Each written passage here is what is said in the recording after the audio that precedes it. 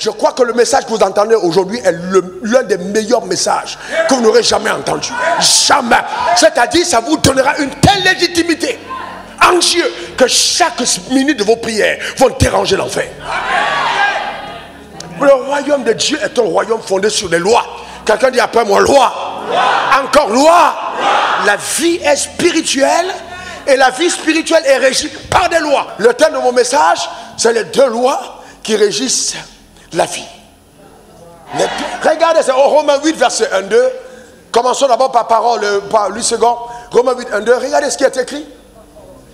Ah, voyez-vous, il n'y a donc maintenant aucune condamnation pour ceux qui sont en... Il y a donc maintenant. Ça veut dire que dans le passé, il pouvait y avoir, mais maintenant. Donc en fait, il y a donc... Ce n'est pas une question du passé. Il y a donc... On s'en fout de ce que ton père a été. Cependant, la Bible dit, il y a donc... On s'en fout de tout ce qui a prévalu dans ta famille. Il y a donc maintenant. Quels que soient les hôtels qui ont détruit les gens dans ta famille. Il y a donc... Quels que soient les gens qui sont morts prématurés dans ta famille. Il y a donc... Les gens ne sont pas mariés dans ta famille souvent, mais il y a donc... Aucune condamnation. Aucune condamnation pour ceux qui sont en Jésus-Christ. Je ne me suis jamais préoccupé d'avoir des gens à l'église parce que j'ai toujours voulu qu'ils soient d'abord en Christ. Amen. Yes.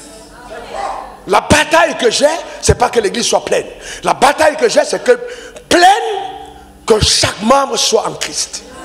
Pas une assemblée ou un conglomérat de personnes qui se sont assemblées autour d'une religion mais qui n'ont pas compris leur appartenance en Christ. Je veux les gens qui entrent par la porte, non pas ceux qui passent dans la fenêtre.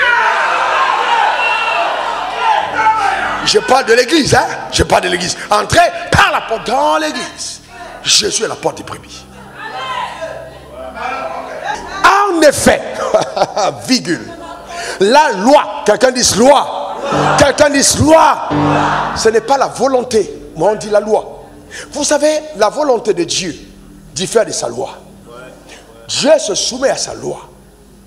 On va dans le sens de dire qu'il peut changer de volonté. Dieu a dit je ne vais jamais me repentir. Mais après il s'est repenti. Donc la volonté de Dieu il peut changer par moment. Mais si tu tiens Dieu sur ses lois, tu l'as tenu. La loi, tout le monde s'y soumet en commençant par Dieu lui-même. Donc la loi, en effet la loi, mettez la loi de l'esprit de vie. L'esprit de vie en Jésus-Christ.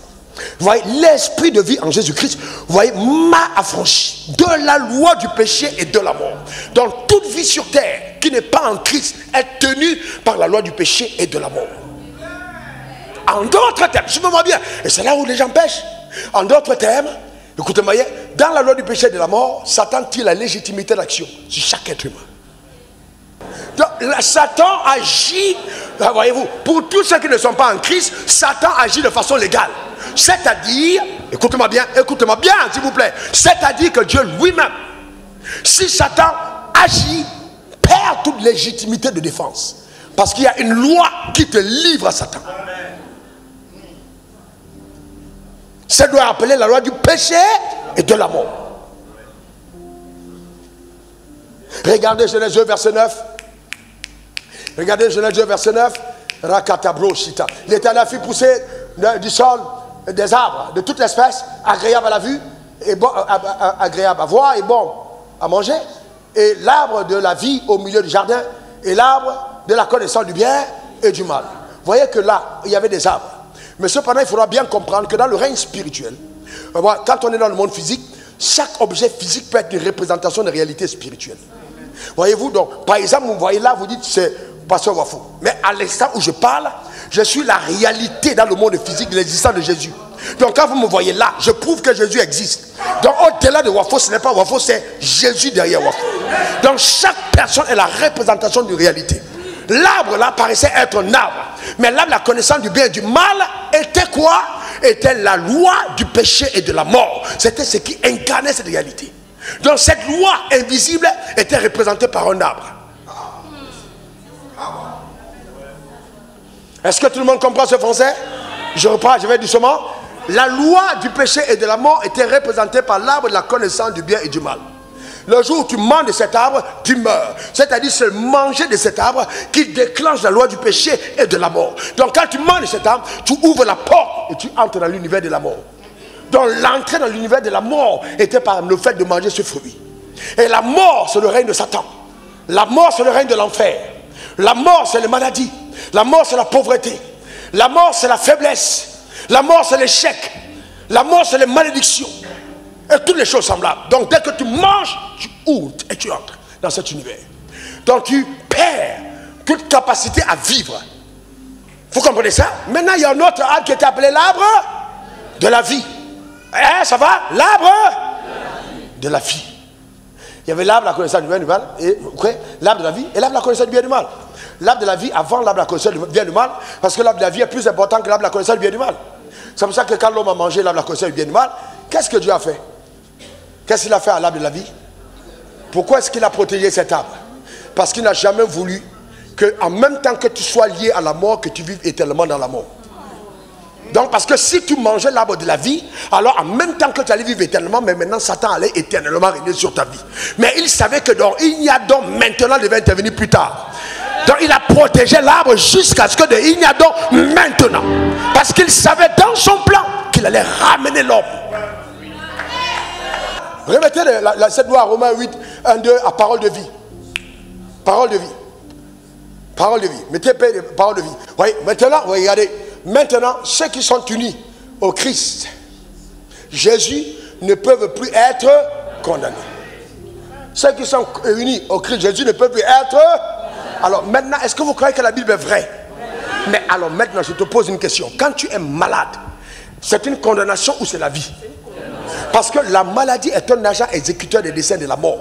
La pauvreté est un agent qui te donne de jouir de l'oppression de la mort. L'échec est un agent qui te donne de regretter la vie. Vous voyez, donc il y a tellement de choses qui viennent. La malédiction est un agent qui vient troubler ta vie et te donner des jouir des rayons de la mort. Donc ce sont des agents de la mort. Dans la Bible dit, remettez le texte, parce qu'il faut comprendre ça. Il y a maintenant ceux qui sont unis au Christ Jésus ne peuvent plus être condamnés. On a dit quoi? Ceux qui sont unis. Maintenant, toi, tu es uni au Christ Jésus. Et tu t'en vas dire, ouais, je prends des hôtels. Je prends des hôtels pour acheter ma famille. Alors, qu'est-ce que tu n'as rien compris? Tu n'as rien compris. Parce que là, tu es uni au Christ. Et maintenant, il n'y a plus. Non, je veux que vous compreniez. Je veux vous rappeler que l'accès à cette connaissance n'est pas donné à tous. Vous apprécierez l'immensité des profondeurs dans lesquelles Dieu m'a conduit. En toute humilité, je ne condamne personne. La compréhension de cette dimension n'est pas donnée à tous. Si Dieu ne t'a pas rendu visite, je ne comprends pas. Je te dis la vérité. Je ne comprends pas. Donc, maintenant, continuons au verset 2. Verset 2, regardez ça. Voilà. En effet, quand quelqu'un est uni au Christ, Jésus, la loi pour lui, c'est l'Esprit Saint qui donne la vie. Cette loi m'a libéré de la loi du péché et de la mort. Maintenant, je te pose une question. Qui te libère? C'est toi ou c'est la loi? Ouais. Laissons le texte au moment. Voyez-vous, cette loi m'a libéré. C'est-à-dire que les deux lois-là, il y a impossibilité de cohabitation. Soit tu es dans l'une, soit tu es dans l'autre. Donc une fois que tu engages la loi de l'esprit de vie en Christ, la loi du péché et de la mort perd de légitimité. C'est elle qui te libère. Donc tu es transmuté, transporté.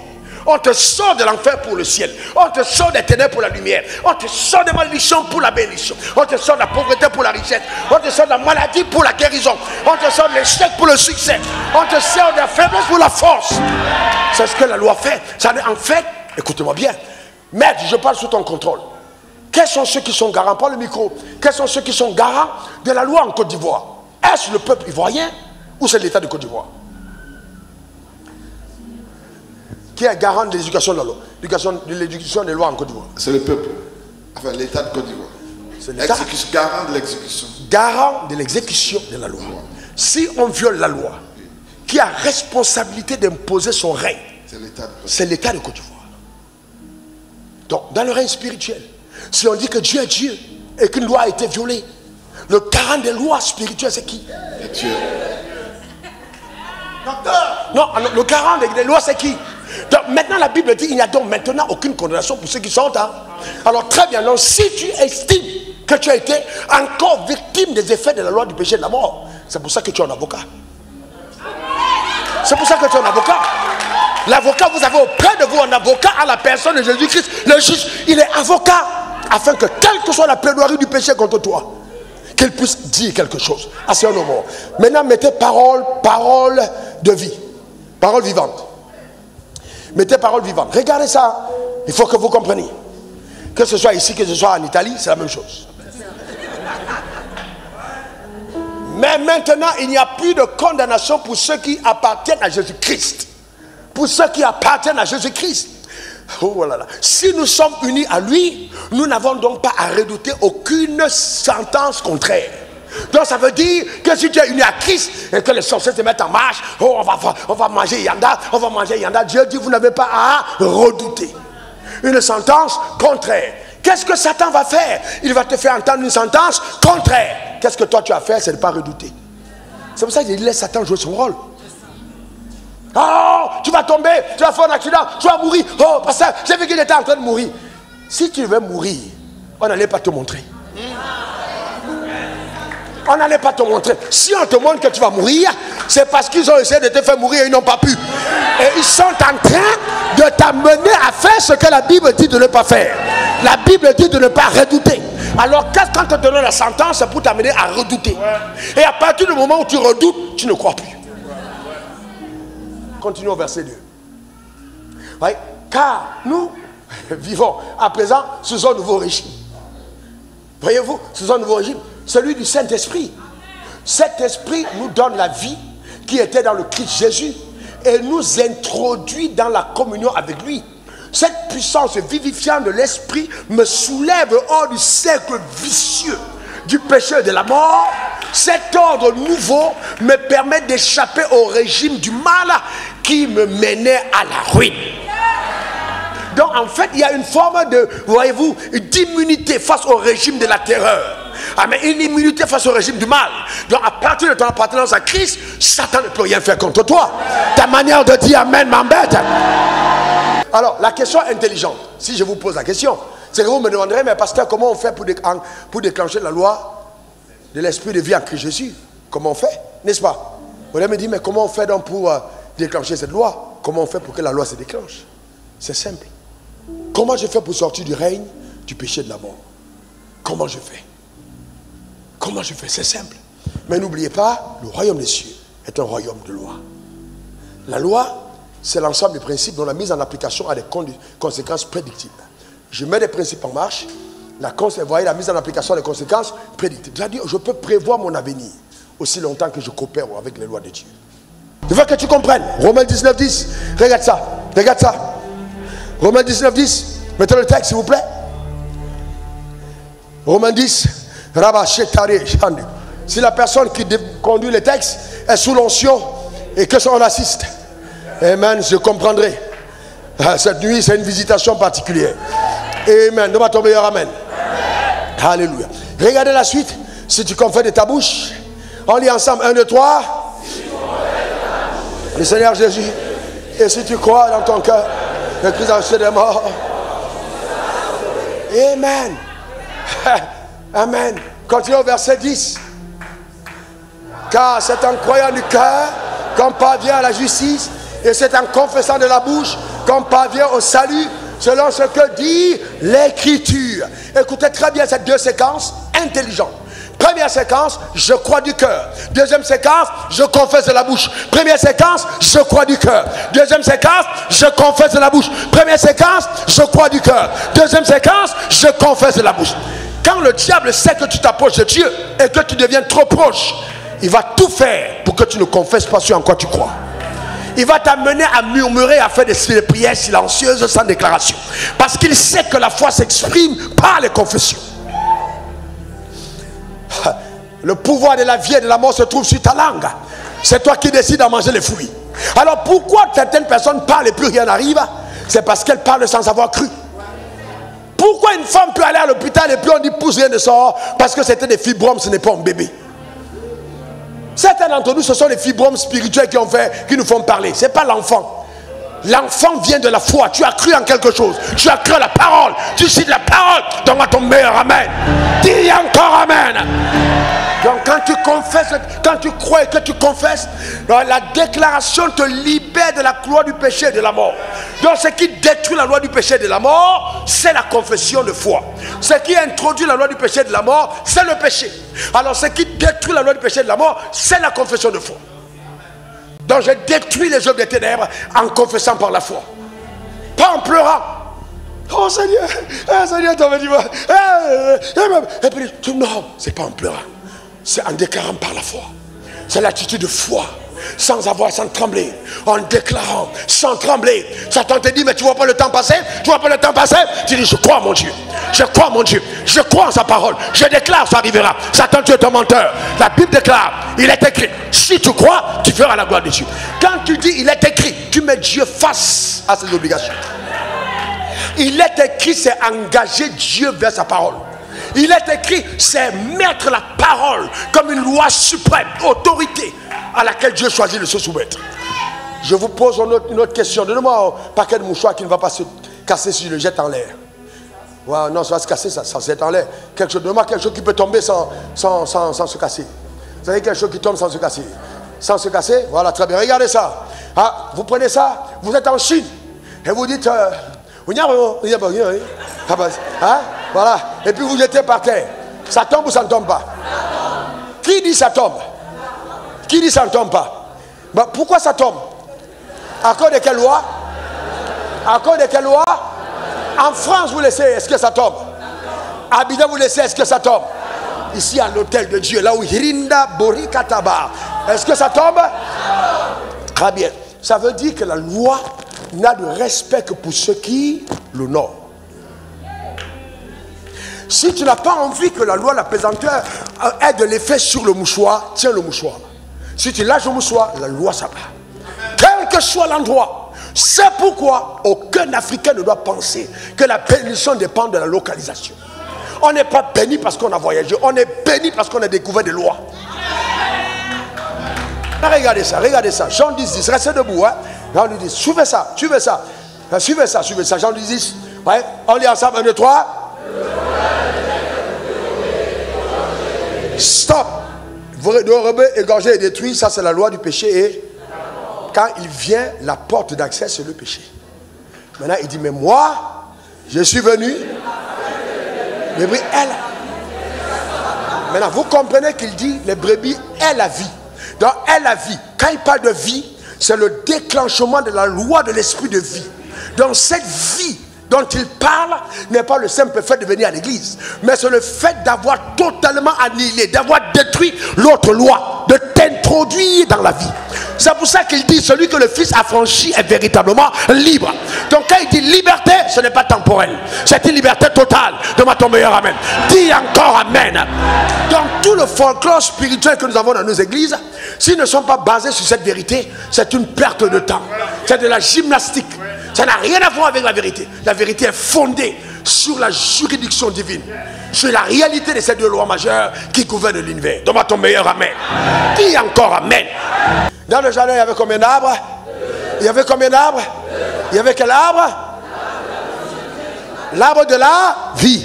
Et il y avait ensuite l'arbre de la connaissance du bien et du mal. Quand l'homme a péché, l'arbre de la vie a été gardé, vrai ou faux? Vrai ou faux? Vrai ou faux? Maintenant, l'arbre de la vie en question, est-ce qu'il est encore gardé? Non. Qui dit non? Jésus dit, prenez mon corps, mon sang et buvez. Celui qui ne boit de ce sang n'a pas la vie en lui. Il dit la vie. Donc quand il dit manger, en d'autres termes, il dit, l'arbre là qu'on n'avait pas mangé au jardin, je suis revenu moi-même vous donner cet arbre afin que vous le consommez. Donne-moi ton meilleur amen. Donc celui qui prend le repas d'alliance, il n'est pas en train de manger un repas de la Sainte Seine. Il est en train de manger l'arbre de la vie. De consommer cet arbre est interdit. Donne-moi ton meilleur amen. Donc de façon légitime, tu t'appropries tout ce que la vie avait volé. Tu reprends ce que la vie avait volé. Les chérubins ne protègent plus cet arbre. Celui qui a cru en lui mange. Quand tu prends, tu manges. tu introduis cette loi en toi. Elle agit dans tes membres. Il y a une autre loi qui gouverne ta vie. Si quelqu'un est en Christ, il est une nouvelle. Les choses anciennes sont passées. Ce sont les effets de la loi, du péché et de la mort. Sont totalement passées. Et toutes choses sont devenues nouvelles à cause d'un régime nouveau qui croit en cette vérité. Eh bien, vous savez, nous déclenchons cette loi parce que nous avons cru et nous parlons. Alors je te conduirai dans quelques minutes de déclarations foudroyantes. Ah ben, c'est vraiment un instant fatidique pour faire inverser toutes les choses dans ta vie et te donner jouir de ce qui est à toi. Donne-moi ton meilleur amen. Lève ta main droite vers le ciel. Et répète après moi ces paroles. Mon Père, mon Dieu, je reconnais que je suis né dans le péché. Que mon Père, par Adam, avait péché. Et qu'en lui, j'ai hérité de cette loi cruelle, la loi du péché et de la mort. Et pendant longtemps, j'ai souffert. Pendant longtemps, ma vie a été pénible. J'ai été fatigué et chargé, oppressé par l'enfer et par Satan.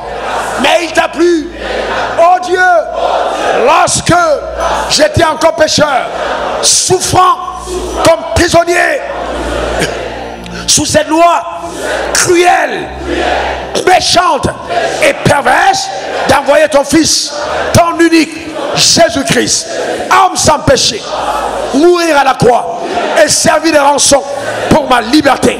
C'est pourquoi je déclare devant le ciel, devant la terre, devant Dieu, devant le diable, devant les hommes, devant les animaux, devant les plantes, la forêt, devant la mer, devant le feu, devant le vent, je déclare dans le nom de Jésus que moi, tu appelles ton nom Raoul Wafo.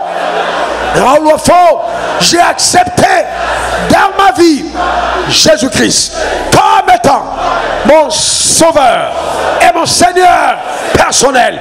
À partir d'aujourd'hui, je déclare, il m'a sauvé, il m'a délivré de la loi du péché et de la mort. C'est pourquoi j'atteste et j'établis par la foi que je suis sorti des ténèbres vers la lumière, de Satan à Dieu, de la malédiction à la bénédiction.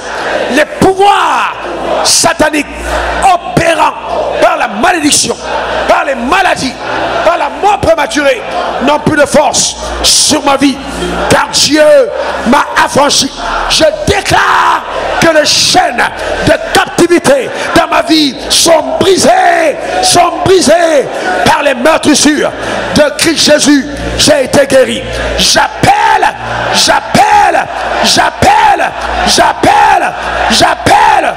par la foi la manifestation souveraine du règne de la vie, le règne de la vie dans ma vie. À partir d'aujourd'hui, je réussis dans toutes mes voies. Je suis en bonne santé, de la chevelure de la tête à la plante des pieds. J'ai la force de résister au mal. Je suis béni et non maudit. Je suis béni et non maudit. Je suis prospère et non pauvre.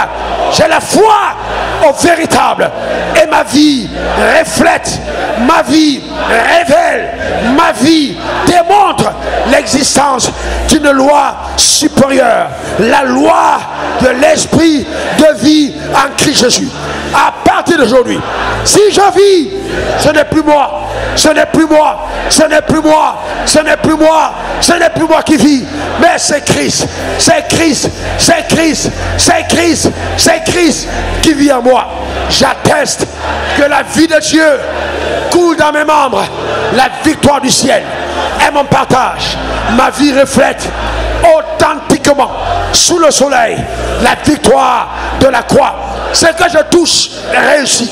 Je ne joue pas, je ne jouerai jamais, car la main de Dieu infailliblement est sur ma vie dans le nom suprême de Jésus. Je suis sage, intelligent, favorisé par le ciel. Le sang de Jésus à mon égard parle encore, il parle encore, il parle encore.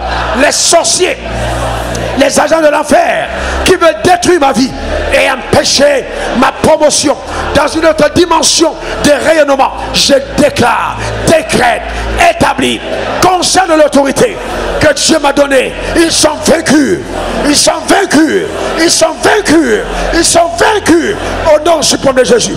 Ma vie passe à un autre palier, à une autre dimension, dans une autre vitesse, par la grâce de Dieu, au nom suprême de Jésus. Amen 3 fois. Acclame très fort ton sauveur.